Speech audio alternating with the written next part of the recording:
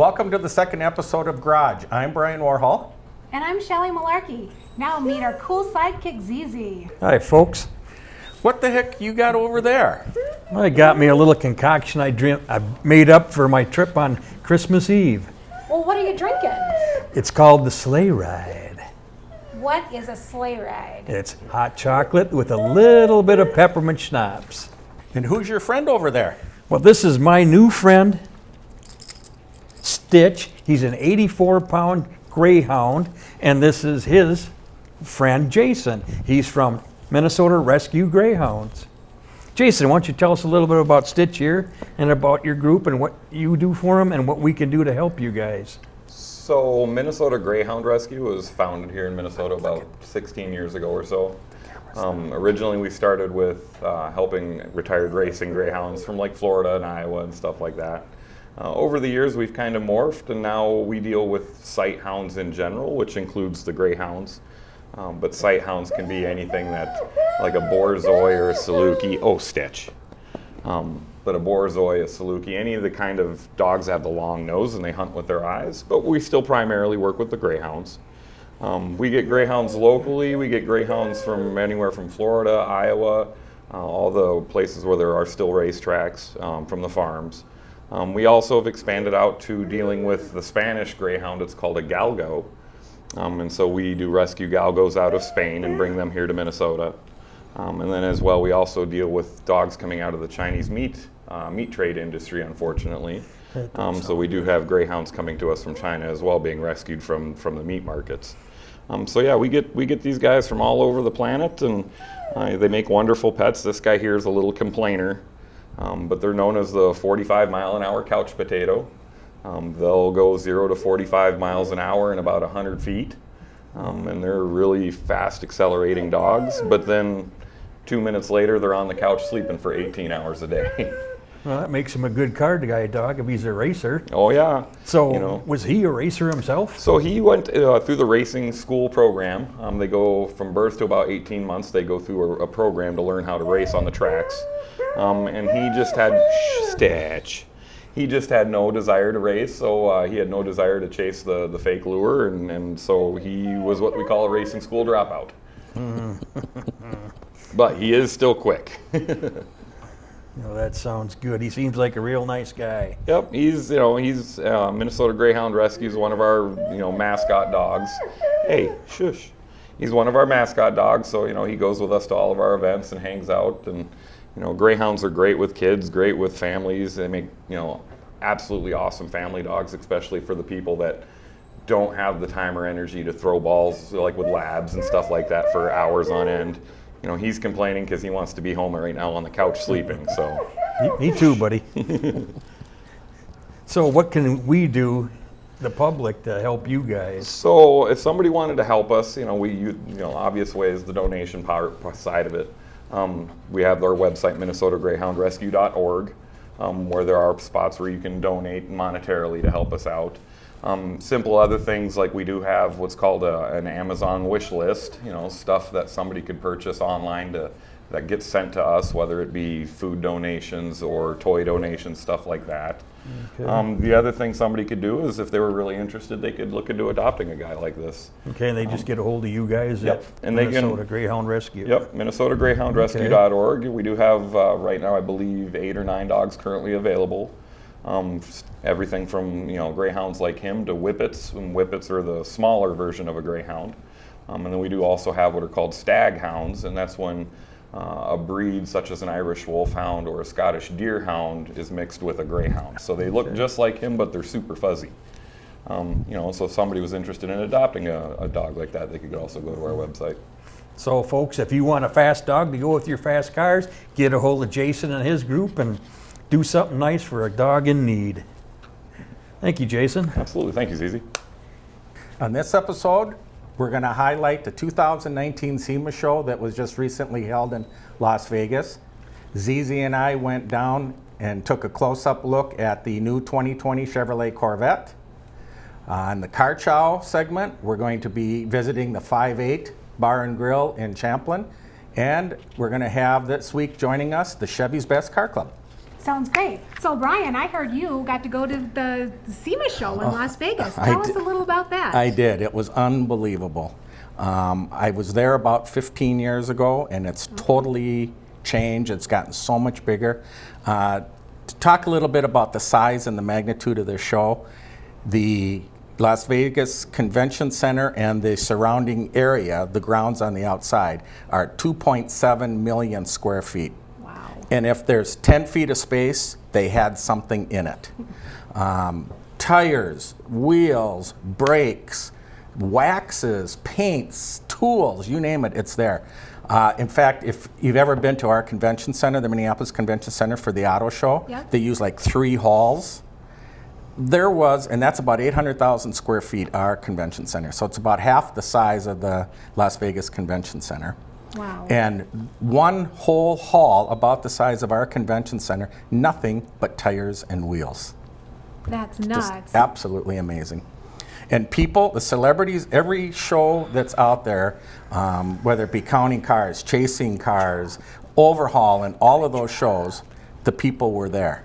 So obviously, filming stopped that week because they were all out in Vegas. I bet it did. What about race car drivers? Race car drivers, both NASCAR Yeah. and drag racing, NHRA. Nice. In fact, I had broadcasted back live every afternoon from there, and one day I had interviewed Minnesota natives and NHRA Pro Stock champions Jason Line and Greg Anderson. Very cool. And I mean, 3,500 cars between show cars and vehicles that were in the displays of the different vendors. Did you have a favorite? No, no, couldn't come up with a favorite. Did you get to see everything? No, I was there for 4 days, averaged 6.2 miles a day walking, Of course. and still didn't see everything. Wow. And these are vendors all from all over the world. So India has a huge automotive manufacturing market now. China, obviously, Taiwan, Indonesia, Malaysia, they're everywhere. Well, here's the big question of the night. Did you bring me back anything? I did. I thought of you right away as soon as I saw these little magazines. It's called the LA Magazine, Ladies in Auto Sports. So Ladies. there you go. Why, thank you. I think there was some footage that guys took while you were down there. Yes, let's run the video recap now so you can get a taste of SEMA.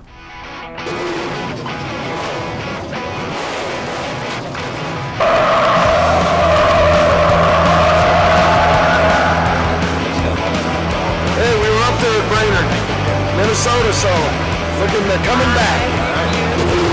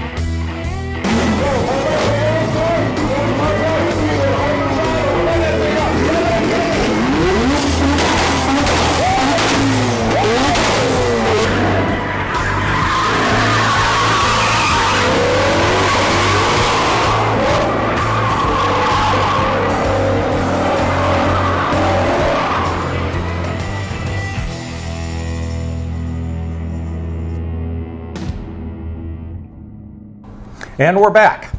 And we're back.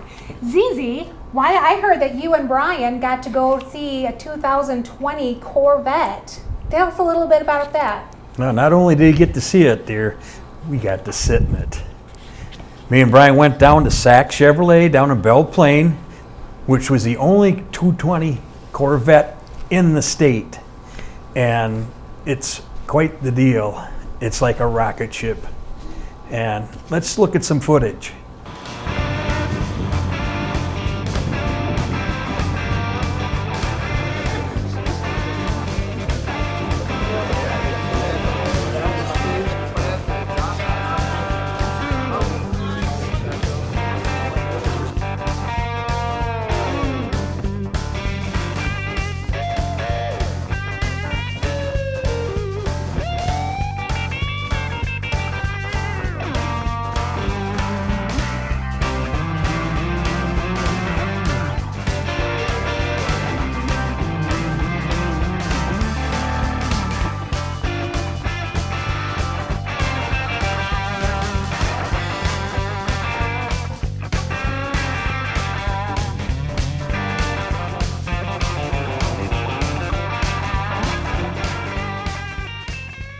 Yeah, you know, when we were there looking at the car, it is really an awesome looking car. I mean, it's so streamlined and sleek. And you know, the 2020 Corvette now has the mid-engine. So there's no engine in the front, there's no engine in the back. It's right behind the seat. Wow. So it's really different. I mean, this is what they call the C8. And we were wondering why Matt Sachs Chevrolet in Belle Plaine, out of all the Chevy dealerships, was the first one to have it. And that's because they're the largest seller of Corvettes in the state of Minnesota. Really? Yeah, did not know that. I didn't know The Corvette has now been named the 2020 Motor Trend Car of the Year. So it hasn't even been manufactured yet. They aren't going to start building them until February of 2020. So first deliveries are expected late March, early April. And I asked him, what are the main colors? And he said, red by far, Yep. white, and then black are the top three colors. And there's probably about 14 colors available, but those are the three that people tend to always want. So if you had to order one, which color would you pick? I went online to price one out. Okay. They start at like $60,000 as the base. That's not bad. Well, by the time I was done adding everything, I was at $101,000 for the Corvette. I ordered an orange one, so it was pretty cool.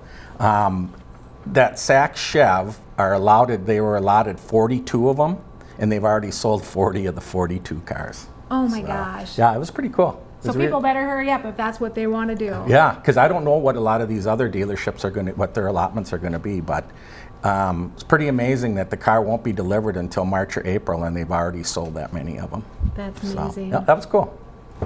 So, on our next segment of Garage, we're going to go to the 5-8 Grill and Bar in Champlin, and we're going to talk about our monthly car get-together on Saturday mornings. During the off season, because during the car season, it's too busy. That's right. But through October, through about April, we get together once a month on the first Saturday of the month, and we just open it up to anyone who wants to show up, and we just hang out and reminisce and talk about the cars and have a good time. Yeah, the 5-8 only serves breakfast on Saturdays and Sundays. Right. And we get there at 8 o'clock, and I don't know, we had about 30 people the last Yep, absolutely. one. And in fact, we did take a little video of it, so let's look at the video.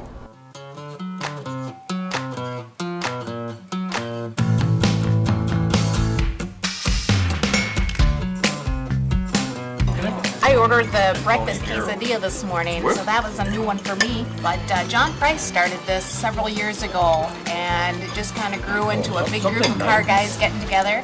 We talk about the projects we have going on in the garage. I get feedback from Polly laughing at me. It's always a fun morning. I'm sorry. What are you doing? I was going to come back and have somebody teach me how to make a Juicy Lucy. Oh, we can't do that. I'm sorry. Seriously? Serious. Dude, I'm hungry for a Juicy Lucy. Well, maybe you can order one. Really? Yeah.